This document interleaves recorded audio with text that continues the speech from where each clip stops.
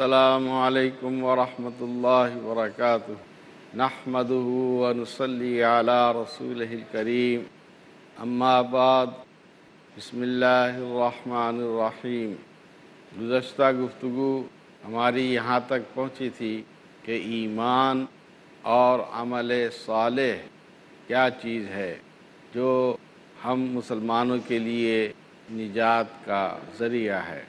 ایمان کی بابت نمونے کے طور پر عرض کیا گیا تھا کہ حضرت موسیٰ علیہ السلام کے مقابلے کے لیے جب فرعون نے جادوگروں کو بلایا تو انہوں نے کہا کہ اگر ہم غالب آ گئے تو ہمیں کیا ملے گا؟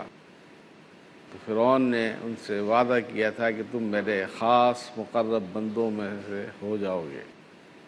لیکن جب جادوگروں نے حضرت موسیٰ علیہ السلام کا معجزہ دیکھا تو وہ سمجھ گئے کہ یہ جادو نہیں ہے بلکہ یہ واقعی اللہ تبارک و تعالیٰ کا رسول و نمائندہ ہے، اور وہ ایمان لے آئے، جس پر فرعون نے ان کو سخت دھمکیاں دیں، لیکن وہ ایمان سے پھر بھی منحرف نہیں ہوئے بلکہ ایمان پر وہ ثابت قدم رہے۔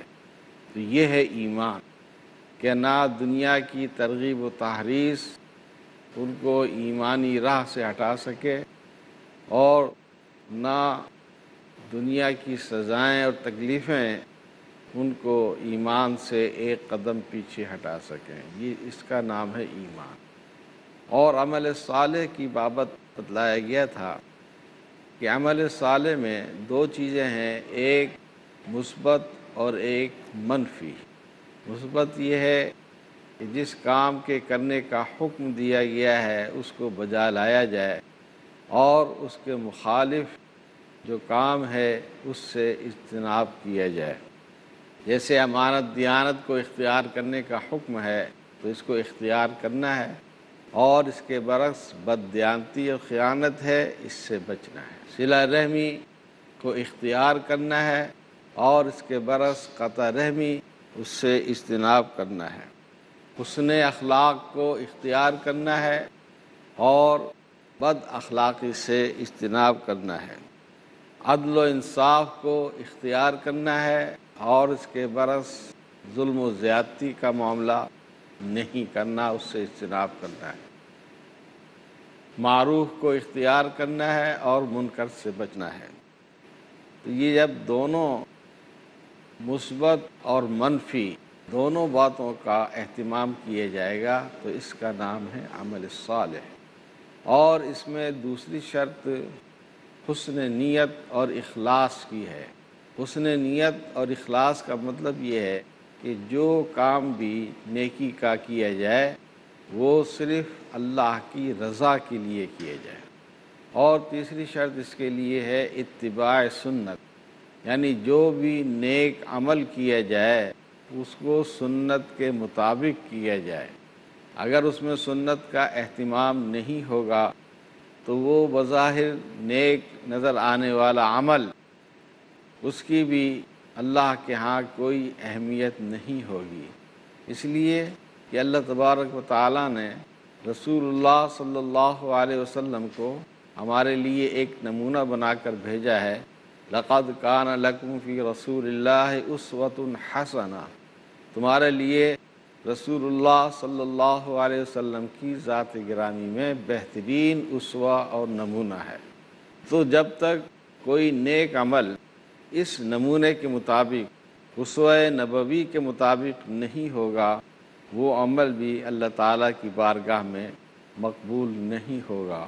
اس طرح اب نماز ہے، اس کا ایک واقعہ رسول اللہ صلی اللہ علیہ وسلم کے زمانے کا احادیث میں ملتا ہے کہ رسول اللہ صلی اللہ علیہ وسلم مسجد نبوی میں تشریف فرما تھے اور جماعت ہو چکی تھی۔ ایک شخص آیا اور اس نے نماز پڑھی، اور نماز پڑھنے کے بعد جاتے وقت وہ رسول اللہ صلی اللہ علیہ وسلم کی خدمت میں حاضر ہوا اور سلام عرض کیا۔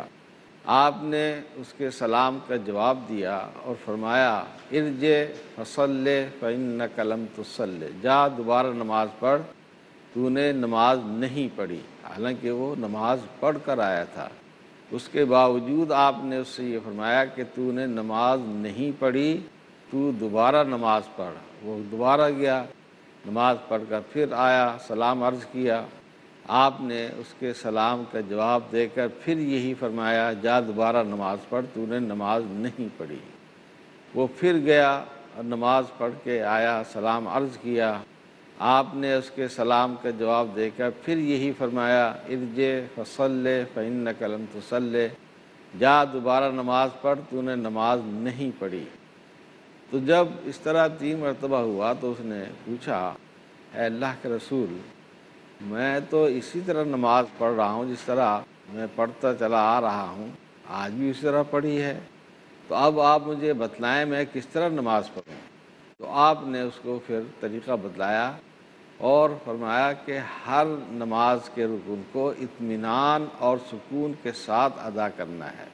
نماز میں قیام بھی اطمینان سے کرنا ہے، رکوع اطمینان سے کرنا ہے، رکوع کے بعد اطمینان سے کھڑا ہونا ہے جس کو قومہ کہا جاتا ہے، پھر اطمینان کے ساتھ سجدہ کرنا ہے، سجدہ کر کے پھر تھوڑی دیر بیٹھ کر دعا پڑھنی ہے، پھر دوسرا سجدہ کرنا ہے اور دوسرا سجدہ کر کے پھر جلسہ استراحت کرنا ہے، پھر دوسری رکعت کے لیے کھڑے ہونا ہے۔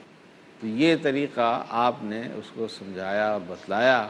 اس میں تعدیل ارکان یعنی ہر رکن کو نہایت اطمینان اور سکون سے کرنے کا حکم دیا اور طریقہ بتلایا۔ اسی طریقے سے ایک صحابی کا واقعہ آتا ہے، حضرت حذیفہ رضی اللہ تعالی عنہ نے ایک شخص کو نماز پڑھتے ہوئے دیکھا تو اس نے بھی کوئی رکوع اور سجود صحیح طریقے سے ادا نہیں کیے۔ تو جب وہ نماز سے فارغ ہوا تو آپ نے اس سے پوچھا کہ تو یہ نماز کتنے عرصے سے پڑھ رہا ہے؟ اس نے کہا کہ مجھے 40 سال ہو گئے اسی طریقے سے نماز پڑھتے ہوئے۔ تو حضرت حذیفہ رضی اللہ تعالی عنہ نے اس سے فرمایا کہ تو نماز ہی نہیں پڑھی، وَلَوْ مُتَّ عَلَىٰ غَيْرِ الْفِطْرَةِ الَّتِي فَطَرَ اللَّهُ مُحَمَّدًا صلی اللہ علیہ وسلم، اور اگر اسی طرح نماز پڑھتے ہوئے تجھے موت آ گئی تو تیری یہ نماز اس طریقے پر نہیں ہوگی جو طریقہ محمد صلی اللہ علیہ وسلم نے نماز پڑھنے کا بتلایا ہے۔ آپ نے فرمایا ہے صلو کما رأیتمونی اصلی، تم نماز اس طرح پڑھو جس طرح تم نے مجھے نماز پڑھتے ہوئے دیکھا ہے۔ تو حضرت حذیفہ رضی اللہ تعالی عنہ نے بھی رسول اللہ صلی اللہ علیہ وسلم ہی کی طرح اس شخص کو بھی جو رکوع سجود اطمینان کے ساتھ نہیں کر رہا تھا، اس کی بابت بھی انہوں نے یہ فرمایا کہ تو نے نماز ہی نہیں پڑھی اور اسی حالت میں موت آ گئی تو تیری موت بھی رسول اللہ صلی اللہ علیہ وسلم کے طریقے پر نہیں آئے گی۔ اس کا مطلب یہ ہوا کہ جب تک نیک عمل اس طرح نہیں کیا جائے گا جس طرح کہ رسول اللہ صلی اللہ علیہ وسلم نے کیا ہے یا آپ نے اس کا طریقہ بتلایا ہے، تو عمل صالح کے لیے اور اللہ کی بارگاہ میں نیک اعمال کی قبولیت کے لیے حسن نیت اور اخلاص کے ساتھ ساتھ یہ بھی ضروری ہے کہ اتباع سنت کا اس میں اہتمام ہو، یعنی سنت نبوی کے مطابق وہ عمل کیا جائے۔ تو یہ ہر نیک عمل کے لیے یہ 2 بنیادی چیزیں ہیں، ایک اللہ کی رضا کے لیے ہو اور ایک سنت نبوی کے مطابق ہو۔ اگر اللہ کی رضا کے لیے بھی نہیں ہوگا تو وہ بھی اللہ کی بارگاہ میں مقبول نہیں ہوگا، اور اگر کتنا بھی نیک عمل بظاہر ہو لیکن اگر وہ سنت نبوی کے مطابق نہیں ہوگا تو وہ بھی اللہ کی بارگاہ میں مقبول نہیں ہوگا۔ اسی طریقے سے ایک تیسری چیز یہ بھی ہے کہ استقلال ہو، یعنی ثابت قدمی کے ساتھ ہمیشگی کی جائے، مداومت کی جائے ہر نیک عمل پر۔ یہ نہیں کبھی کر لیا کبھی نہیں کیا، یا کچھ عرصے کے لیے کر لیا نہیں کیا، یہ استقلال بھی بہت ضروری ہے۔ اسی لیے اللہ نے فرمایا ہے ان الذین قالوا ربنا اللہ ثم استقاموا تتنزل علیہم الملائکہ یقیناً وہ لوگ جنہوں نے کہا ہمارا رب اللہ ہے، پھر اس پر انہوں نے استقامت اختیار کی۔ استقامت کا مطلب یہی ہے کہ جب اللہ کو اپنا رب مان لیا اور اس کے احکام کو ماننے کا اقرار کر لیا، اس پر چلنے کا عمل کر لیا، تو اس میں کوتاہی نہیں ہونی چاہیے، استقلال ہونا چاہیے، ہمیشگی ہونی چاہیے، مداومت ہونی چاہیے۔ اسی لیے رسول اللہ صلی اللہ علیہ وسلم نے، جس طرح پہلے ایک حدیث گزر چکی ہے کہ ایک آدمی ساری عمر نیک عمل کرتا ہے اور آخر میں لیکن وہ ایسا عمل کر لیتا ہے کہ وہ جہنم میں جانے کا مستحق قرار پا جاتا ہے۔ تو یہ اسی لیے ہوتا ہے کہ اس میں مداومت نہیں پائی جاتی، استقلال نہیں پایا جاتا۔ تو نیک عمل کو اس طرح کرنا ہے کہ اب اسی پر ہی ہم نے مرنا ہے، ہماری جب بھی موت آئے تو اسی نیک عمل کے کرتے ہوئے نیک موت آئے، جس طرح اللہ تعالیٰ نے بھی فرمایا وَلَا تَمُوتُنَّ إِلَّا وَأَنْتُمْ مُسْلِمُونَ، کہ تمہیں موت نہ آئے مگر اس حال میں کہ تم مسلمان ہو۔ تو اب موت کا تو کوئی پتہ نہیں کب موت آ جائے، تو اس کا مطلب یہی ہے کہ موت سے ایک مسلمان کو کسی وقت بھی غافل نہیں رہنا چاہیے، اور ہر عمل کرتے وقت یہی سوچنا چاہیے کہ پتہ نہیں اس کے بعد پھر میری زندگی ہے یا نہیں ہے، اگلے لمحے میں مجھے زندہ رہنا ہے کہ نہیں رہنا ہے۔ تو اس لیے ہر عمل میں استقلال بھی ہونی چاہیے، مداومت بھی ہونا چاہیے، اور اس میں تعطل نہ ہو کہ جب چاہا کر لیا، جب چاہا نہیں کیا۔ یہ بھی استقلال کے خلاف ہے، اور اللہ تعالیٰ کے ہاں اس کے نامقبول ہونے کا خطرہ ہے، اور اس بات کا بھی اندیشہ ہے کہ ہماری موت ہی پھر اسلام پر واقع نہ ہو۔ اس لیے اخلاص اور اسوہ نبوی یعنی اتباع سنت کے ساتھ ساتھ استقلال بھی بہت ضروری ہے۔ باقی ہم تھوڑے سے وقفے کے بعد انشاءاللہ حاضر ہوں گے، اس پر مزید گفتگو ہوگی۔ وآخر دعوانا ان الحمد للہ رب العالمین۔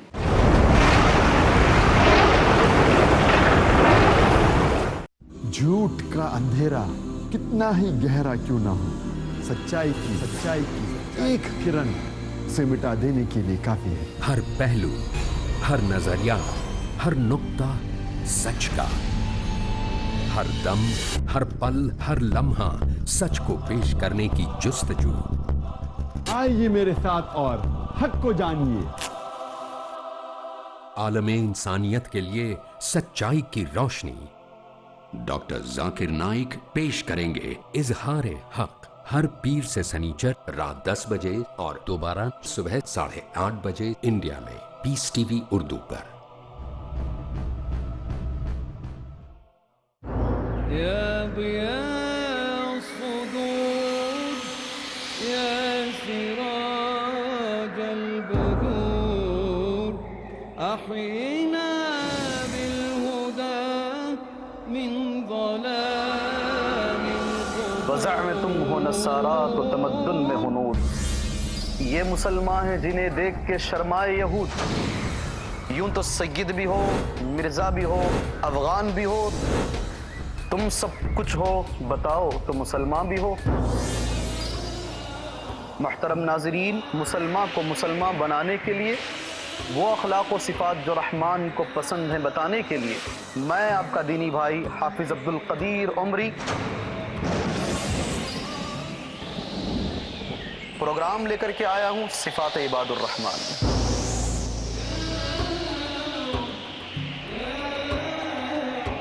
دنیاوی غفلت سے بیداری کے لیے ضروری ہے کہ ہر مسلمان پرکھے شریعت کی کسوٹی پر اپنا ایمان۔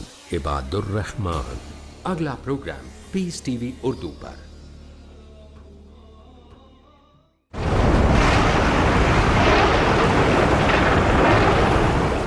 السلام علیکم ورحمۃ اللہ وبرکاتہ۔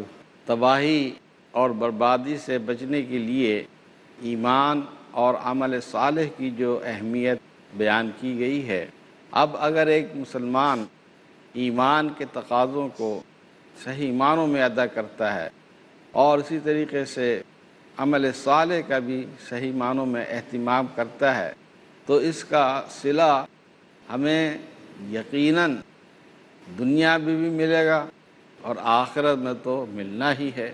آخرت میں اللہ تبارک و تعالی نے اہل ایمان اور اہل تقوی کے لیے ایسی ایسی نعمتیں تیار کر رکھی ہیں کہ رسول اللہ صلی اللہ علیہ وسلم نے فرمایا ہے کہ ان نعمتوں کو آج تک کسی آنکھ نے نہیں دیکھا اور کسی کان نے بھی ان کی بابت کچھ نہیں سنا، اور دیکھنا سننا تو کجا کسی کے وہم و گمان میں بھی ان کا گزر نہیں ہوا۔ تو یہ ایسی نعمتیں اللہ تعالیٰ نے اہل ایمان کے لیے جنت میں تیار کر رکھی ہیں۔ تو ہم دنیا میں اگر ایمان اور عمل صالح کا اہتمام کر کے جائیں گے تو یقیناً یہ اللہ کی جنت اور اس کی نعمتیں وہ ہمارے لیے یقیناً ہوں گی، ہم اس کے مستحق قرار پائیں گے، اور دنیا میں بھی اللہ تعالیٰ اس کا صلہ عطا فرماتا ہے۔ اسی لیے اس کا ایک صلہ نصرت و اعانت، اللہ تعالیٰ کی مدد ہمیں حاصل ہوتی ہے دنیا میں بھی۔ اللہ تعالیٰ نے قرآن مجید میں فرمایا ہے ان تنصروا اللہ ینصرکم ویثبت اقدامکم، اگر تم اللہ کی مدد کرو گے تو اللہ تمہاری مدد کرے گا اور تمہارے قدموں کو مضبوط کر دے گا۔ اللہ کی مدد کرنے سے مراد یہی ہے کہ اللہ کے دین پر خود بھی قائم رہو اور اس کے دین کو تم مضبوطی کے ساتھ دنیا میں بھی پھیلاؤ، اس کے دین کی نشر و اشاعت کرو، اس کے دین کو غالب کرنے کی جد و جہد و کوشش بھی کرو۔ تو تم اگر اس طرح اللہ کی مدد کرو گے اللہ تعالیٰ بھی تمہاری مدد کرے گا۔ تو یہ وعدہ اللہ تعالیٰ کا آج بھی موجود ہے۔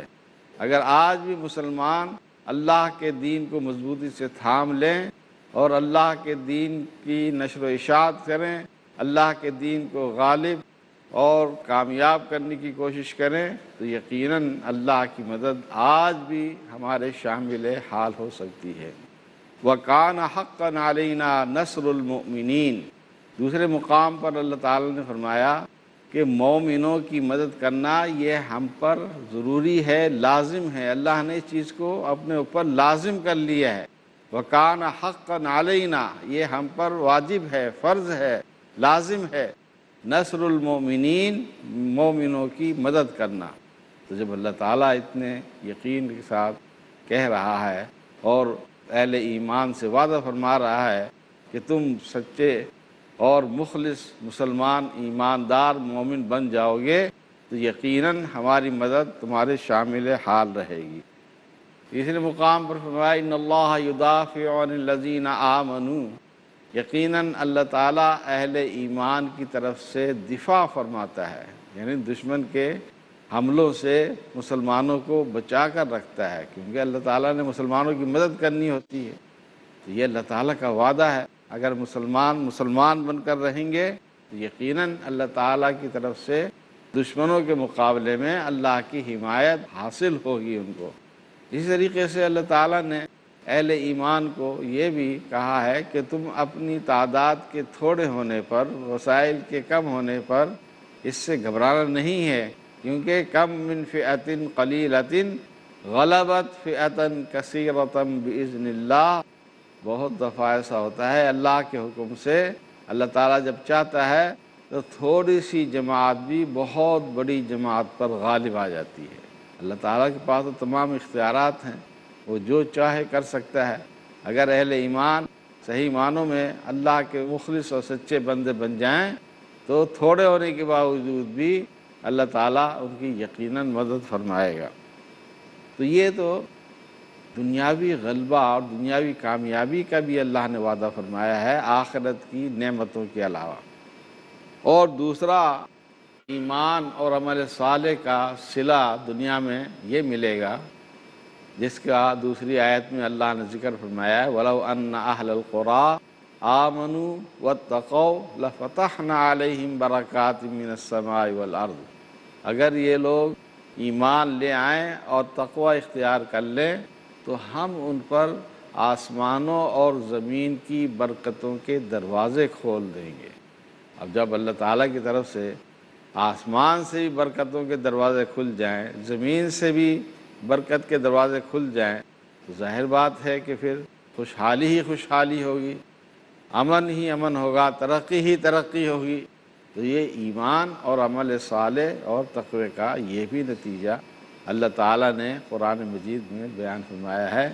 تو اللہ تعالیٰ کی مدد کے ساتھ ساتھ دوسری چیز ایمان و تقوی کے صلے میں یہ دنیاوی خوشحالی اور رزق میں فراوانی بھی حاصل ہوتی ہے۔ اور اسی طریقے سے دنیا کی جو مشکلات ہیں، دنیا کے جو مصائب ہیں، اس سے بھی اللہ تبارک و تعالیٰ اس ایمان اور عمل صالح کی بدولت نجات عطا فرماتا ہے۔ اللہ نے وعدہ فرمایا ہے وَمَن يَتَّقِ اللَّهَ يَجْعَل لَّهُ مَخْرَجًا، جو اللہ سے ڈرے گا، اللہ کا تقوی اختیار کرے گا تو اللہ تعالیٰ اس کے لیے مشکلات سے نکلنے کے راستے بنا دے گا۔ یہ اللہ کا وعدہ ہے۔ وَمَن يَتَوَکَّلْ عَلَى اللَّهِ فَهُوَ حَسْبُهُ، جو اللہ پر بھروسہ رکھے گا تو اللہ اس کے لیے کافی ہو جاتا ہے۔ یہ اللہ تعالیٰ کے وعدے ہیں۔ اور اس کی مثال بھی ہمارے سامنے موجود ہے کہ حضرت یوسف علیہ السلام ان کو کنویں میں پھینک دیا، وہاں سے ایک قافلے کے وہ ہاتھ آ گئے، اس قافلے نے لے جا کر بیچ دیا عزیز مصر، اس کے گھر، وہاں بھی ان کے لیے ایک بہت بڑی آزمائش، اس کا ان کو سامنا کرنا پڑا۔ تو یہ تمام تکلیفیں اٹھانے کے بعد اس ایمان اور تقوی اور عمل صالح کے بدلے میں پھر اللہ تعالیٰ نے ان کو یہ دنیا ہی میں یہ صلہ عطا فرمایا کہ مصر کی حکمرانی میں ان کو حصے دار بنا دیا۔ اور جب اس علاقے میں قحط پڑا تو ان کے بھائیوں کو بھی غلہ لینے کے لیے مصر حضرت یوسف علیہ السلام کے پاس آنا پڑا۔ اور جب وہ یوسف علیہ السلام کے پاس غلہ لینے کے لیے آئے تو یوسف علیہ السلام نے تو پہچان لیا کہ یہ میرے بھائی ہیں، لیکن وہ ان کو نہیں پہچان سکے۔ لیکن جب انہوں نے اظہار کیا کہ انا یوسف وہذا اخی، کہ میں یوسف ہوں اور یہ جو تمہارے بھائی کو میں نے روک لیا تھا یہ میرا بھائی ہے، تو انہوں نے کہا انت یوسف، کہ ہاں واقعی میں تو یوسف ہے۔ وہ حیران ہو گئے، پریشان ہو گئے کہ ہم نے تو اس کو کنویں میں پھینک دیا تھا اور آج یہ مصر کا جو بادشاہ ہے اس کا یہ قریب ترین وزیر خزانہ بنا ہوا ہے۔ تو حضرت یوسف علیہ السلام نے اپنے بھائیوں کو اس وقت یہی کہا اِنَّهُ مَن يَتَّقِ وَيَصْبِرْ فَإِنَّ اللَّهَ لَا يُضِيعُ أَجْرَ الْمُحْسِنِينَ، کہ جو اللہ سے ڈرتا ہے اور صبر کرتا ہے، یعنی ثابت قدمی کا اظہار کرتا ہے، ایمان اختیار کرنے کے بعد، اللہ کی ذات پر ایمان رکھنے کے بعد، ایمان لانے کے بعد اس کے قدم کسی بھی مرحلے میں ڈگمگاتے نہیں ہے، اس سے انحراف نہیں کرتے، تمام تکلیفوں اور آزمائشوں کو وہ برداشت کرتا ہے، تو پھر اللہ تعالیٰ اس کو صلہ بھی عطا فرماتا ہے۔ تو حضرت یوسف علیہ السلام کو اللہ تعالیٰ نے یہ بہترین صلہ عطا فرمایا اس تقوی اور ثابت قدمی کے بدلے اور عمل صالح کے بدلے کہ اللہ تعالیٰ نے ان کو مصر کی حکمرانی میں شامل فرما دیا۔ تو یہ وعدہ اللہ تعالیٰ کا تمام اہل ایمان کے ساتھ ہے۔ اس چیز کو اللہ تعالیٰ نے سورہ نور میں بیان فرمایا وعد اللہ الذین آمنوا منکم وعملوا الصالحات، اللہ نے وعدہ کیا ہے ان لوگوں سے جو ایمان لائے اور عمل صالح انہوں نے اختیار کیے۔ کیا وعدہ؟ لَيَسْتَخْلِفَنَّهُمْ فِي الْأَرْضِ، کہ ان کو وہ زمین میں خلافت عطا فرمائے گا، كَمَا اسْتَخْلَفَ الَّذِينَ مِن قَبْلِهِمْ، جس طرح اس سے پہلے لوگوں کو اس نے خلافت عطا فرمائی تھی۔ وَلَيُمَكِّنَنَّ لَهُمْ دِينَهُمُ الَّذِي ارْتَضَىٰ لَهُمْ، اور اسی طرح ان کے دین کو بھی مضبوطی سے قائم کر دے گا، اس دین کو جو اللہ نے ان کے لیے پسند فرمایا ہے، یعنی دین اسلام کو بھی اللہ تبارک و تعالیٰ اہل ایمان کے ذریعے سے، ان اہل ایمان کے ذریعے سے جو ایمان اور عمل صالح اختیار کریں گے، ان کے ذریعے سے اللہ تعالیٰ اپنے پسندیدہ دین اسلام کو بھی غلبہ عطا فرمائے گا۔ وَلَيُبَدِّلَنَّهُم مِّن بَعْدِ خَوْفِهِمْ أَمْنًا، اور ان کے جو خوف کی حالت ہوگی اللہ تعالیٰ اس کو امن سے تبدیل کر دے گا۔ باقی گفتگو انشاءاللہ اگلے نشست میں کریں گے۔ وآخر دعوانا ان الحمد للہ رب العالمین۔